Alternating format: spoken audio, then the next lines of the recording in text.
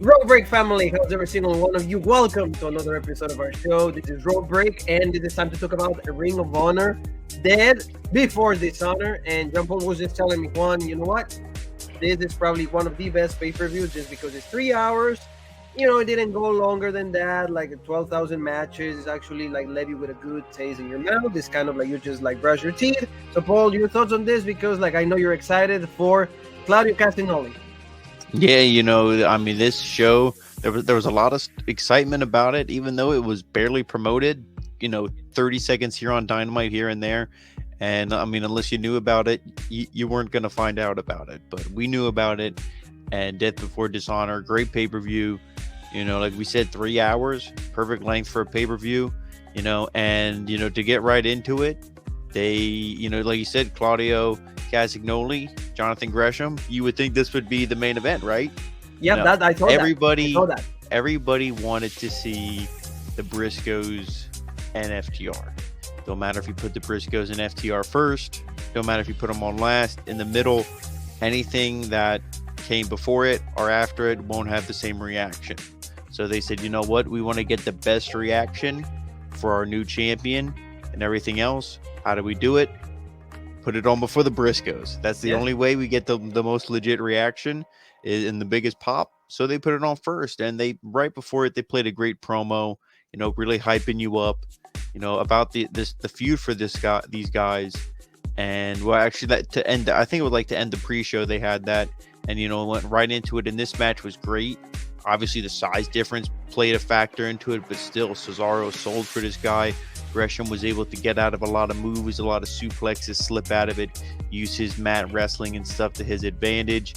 Like they said, the guy who Cesaro or Claudio could never beat or couldn't beat for the title was Nigel McGuinness. And they said, hey, he, the mat wrestling, all this stuff, same thing like Gresham. Can he do it here? Long story short, he did, big power bomb, 1, 2, 3, or like, no, sit out power bomb, whatever you want to call it. They're like that. What do they actually call it? The Ricola bomb. That's it. Yeah, the Ricola bomb. Yes. He hit that 1, 2, 3. Great. Claudio, Ring of Honor champion. I mean, the guy deserves it. It sucks that Ring of Honor, like we said, there's literally zero buzz unless you know about it. Yeah. They're not bringing in anybody new. There's nothing. I mean, this is awesome, and I feel great for Claudio. I just wish it was, a more exciting time for the wrestling, world as a whole. Nobody, like we said, Ring of Honor is not even its own promotion. It just has pay-per-views, but it's not its own promotion. For example, that you mentioned this, Paul, is like now they can use this guy because this, former WWE guy, use all that promotion, all that fame, popularity that he has, and then finally secure like that TV contract. Yeah, because having him just show up on Dynamite, new Ring of Honor. Having him just show up on Dynamite and just feud with Chris Jericho or feud with some other moron isn't going to do anything. Doing exactly what you said. Ride this momentum. Get the TV deal. Even if it's only an hour long. We see how good of a show you can do with an hour long, like NXT UK. Yes. With proper bookers, you can have a fantastic show where you feature different guys, different women every single week. And it keeps things fresh, exciting. You could totally do that with a Ring of Honor. But, back to this, Claudio, great win. You see Regal came out there. I think Regal came out with him in the beginning. Yeah, and he was on commentary and stuff. Also there. So, I mean, this was great way to start the show. Yeah, and that's the main thing that, like you said, like they made it like the way that they did it, like everybody was happy, big celebration, big moment for everybody. That remember you and me how much we wanted SummerSlam to be Roman Reigns versus Cesaro. In this case, Claudio finally a year later gets that big momentum on during the summer.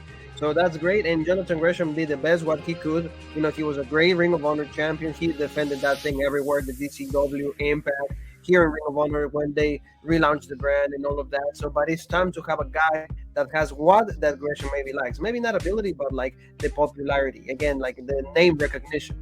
Right there. That's Castagnoli. Yeah. So really good stuff. Go ahead. And like you said, I mean, even in this, after the match was over, and again, nothing against Gresham, but you saw the picture. I mean, when they hugged, it was like Gresham's head went up to like his chest. It was like, come on. Yes. Like, I mean, just the size alone. Also, like to make it believable. It's like if I would just hug you, like let's say it, like I'm not. Yeah. No, you're not gonna beat me. I'm not gonna be able to beat you up. And the one thing is with Cesaro, I'm going to keep calling him. I'm going to be like JR, That's fine, keep don't calling worry, him sir. Cesaro. But Claudio is just, like you said, this guy. Now you can feature. Look at him. He's our champion. It's this big, guy. But anyway, like we said, great match. To start the show here. Exactly. Now let's go with the next one. This one is also like one of like the traditional Ring of Honor championships, and this is like Wheeler Yuta going against Daniel Garcia or Daniel for the Hispanic community for the pure championship. The rules are like really different than like a regular wrestling match. I'm putting it right there for you. We're not going to read through all of them, but there you go, guys. You guys can see every single one of the rules. And the match was pretty good. They even have like judges called, so that's kind of cool. They keep it to the traditional stuff. Josh Woods, John Walters, and still previous members of the Ring of Honor roster that like gave name and recognition to this title. So I mean, the match was to me was like really good because it's just pure wrestling, and these guys like show me that they can do that. And were they entertaining? Maybe not as much, but it was like professional wrestling, which is good enough. Or like we can say we saw crossface, going like headlock against headlock, on multiple counters, things like that. I like this, and at some point I thought that Daniel Garcia was gonna win. But Yuta is the member of the Blackpool, what is it, the Blackpool Society Club or Society, and in the end he gets the win, like with this reversing right here. But Daniel flips him off, gives him a finger and all of that, so the feud might continue on Dynamite also. But a good second match, just to get the crowd, hey, okay, it was a great moment, but now let's rest for a little bit. Yeah, and people, they like Wheeler Yuta, but Daniel Garcia, I mean, I think people are over him. He's a good wrestler, but he was featured all the time. You're telling me it wasn't another just Ring of Honor person, not an AEW person who's on the Ring of Honor show, but somebody who's like actually from Ring of Honor that you couldn't have featured in this. I mean, or like their champion the former champion do another rematch. This wasn't bad, but it was just, no excitement. I don't think anybody was really, they knew Wheeler Yuta was going to win and nobody really cared. And Paul, that to be a fan of pure pro wrestling, that takes away a little bit of the excitement, a little bit of like and the one thing that just, if two guys going for it. If you said like, okay, here's the Blackpool Combat Club, right? You showed me all the members and you said only one of them won't have gold. Nobody would say it would be Bryan Danielson. Yeah, Wheeler Yuta. Bryan Danielson is the only one who doesn't have gold. That's unbelievable. It's true, and he's coming back actually to be going against Daniel Garcia. He's gonna be on in Fire Fest. That's the stuff that Tony Khan can be. He does great stuff with one hand, with the left one or the right one. It doesn't matter, whatever your preference is. But then the next one is just bad. It's like there's not continuation. It's like you're getting excited, and now why would you not save Bryan Danielson or Daniel Bryan? However, why would you not save him for like a bigger match, a bigger event? Why are you risking the guy for a potential injury again when he's just returning? So just saying on that. Paul, tell me a little bit about El Caballo Loco or El Jinetes Solitario Rush, like a member with Andrade of the Ingobernables in Mexico going against Dragon Lee. This is more like, hey, we wanted like the Mexican style match. We wanted like aerial moves combined with like power and strong style. I like this for what it was. Pretty decent from both guys, but Raj is the guy that they're trying to promote, because remember that he was also like a previous Ring of Honor champion.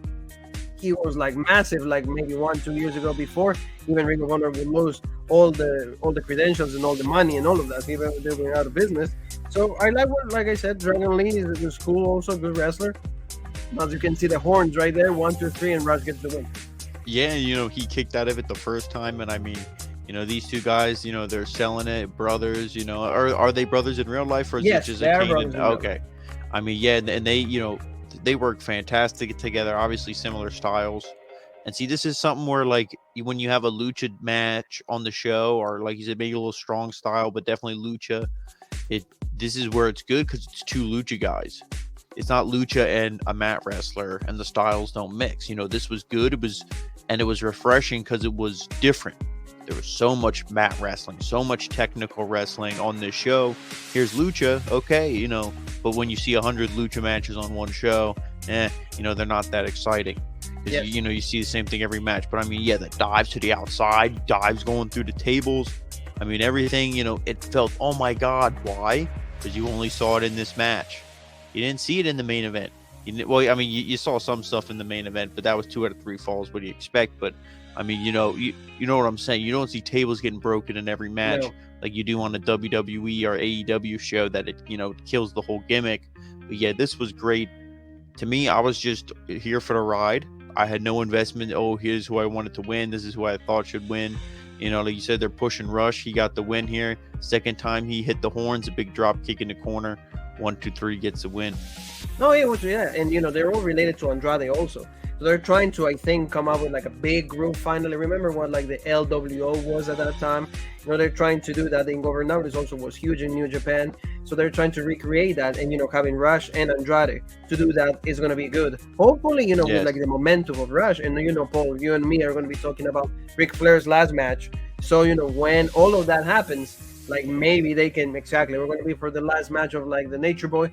So I feel that like with all that momentum combined, they can just, okay, let's start like being a group believable, somebody like that, like we are credibles instead of like, what the way that the Lidl is being treated. So I think that's why they brought Rush to confirm, to solidify Andrade's in Almas or a Lidl. No? But Paul, let's talk about like the women's championship, because 2 technicians right here, 2 veterans, 2 ladies that like know how to tell your story. Both of them underestimated. Both of them have not reached their potential.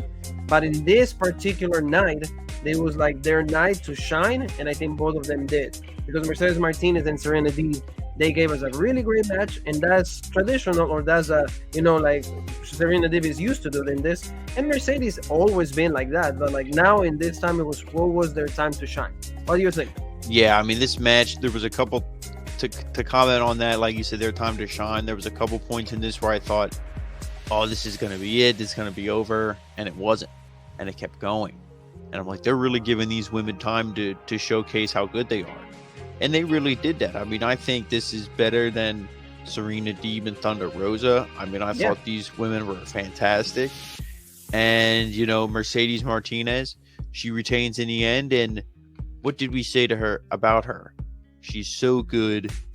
And when she was in NXT, we said, man, her and Rhea, her and Raquel, her and Shayna, so many great matchups.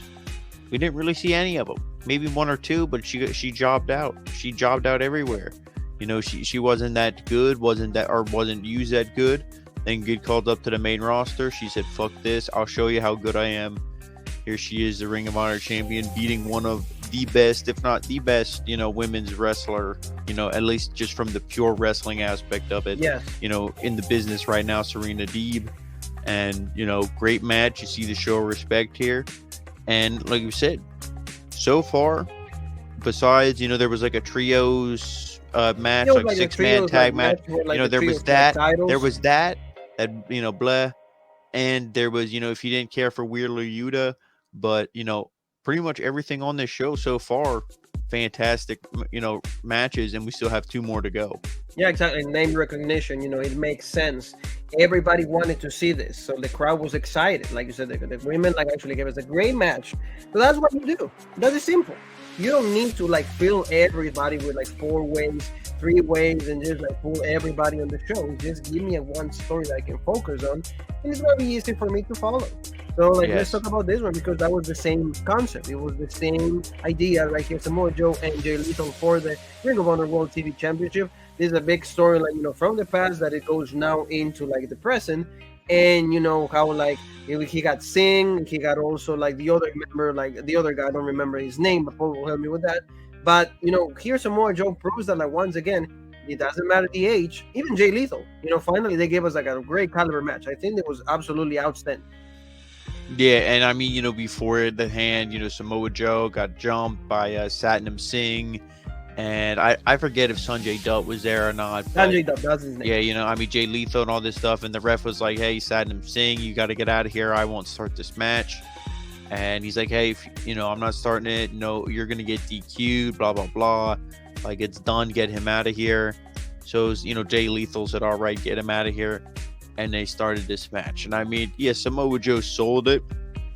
But, and Jay Lethal, they kind of had that, so Jay Lethal, he was in it. He had the momentum and stuff, but Samoa Joe. You know what I mean? Samoa Joe's going to have his match. I mean, boom. insecurity in the corner. When he proves how agile he is. The stuff he can do, and Joe's still so great. Suicide dive and the crowd's into him, like you said, suicide dive.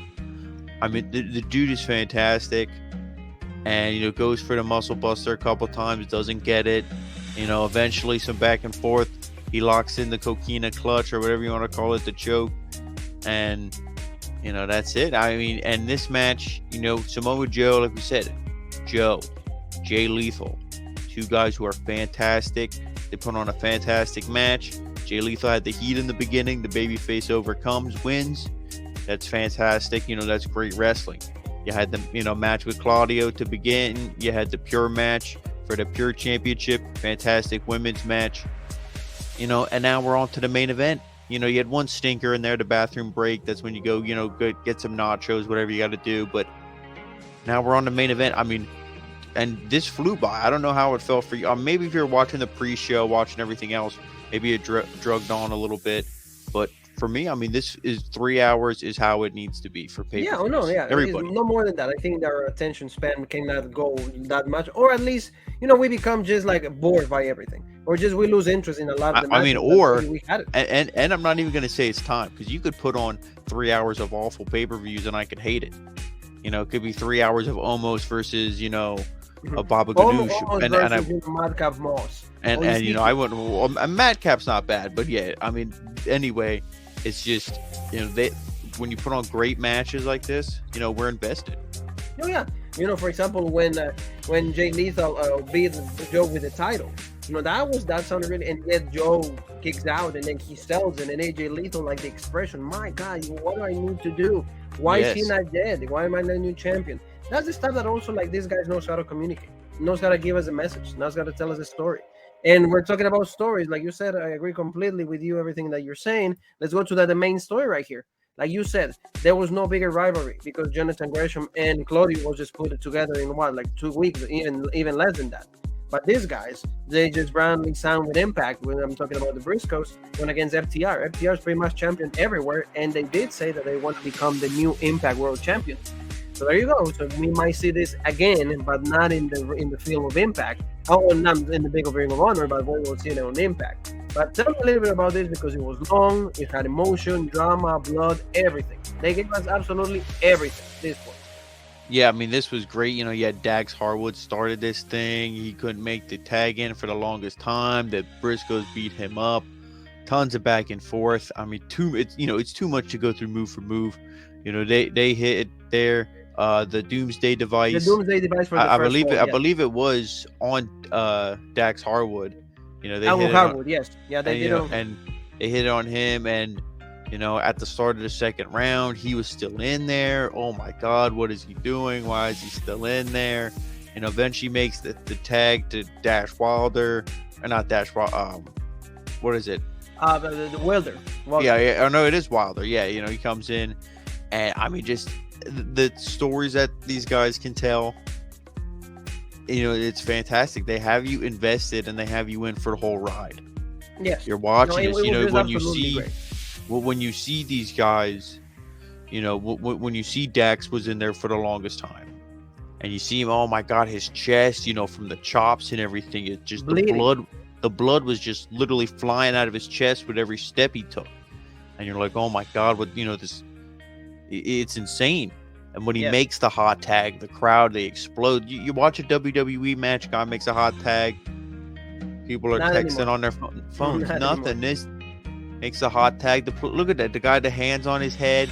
People are like hands up. Everybody, people are going crazy. Look at the guy in the white shirt. His hands are all the way up in the air. People, they're watching the show. They're not just at the show. They're watching the show. They're invested. They love it. They hit the big rig for the second pin, and like you said, third round. I mean, this was anybody's game, but I think everybody knew, the team that they were going to win it, because everybody's been saying it. The team that's the best team right now in the entire world is FTR.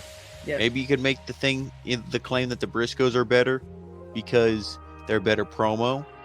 But, they have heat because of what they said a couple years ago, blah, blah, blah. So, no, you can't proclaim them the best in the world, at least right now. That's FTR, and they win this thing. Or the pile And driver right here, like pile driver that they did. I saw that. And like you said, Paul, and also let's talk about this because like FTR has won titles everywhere, even in WWE. They were NXT champs. They were like SmackDown, Raw. And remember, last time that they have a match as big as this, or like as good as this, probably was like the Revival going against Tommaso Ciampa and Johnny Gargano.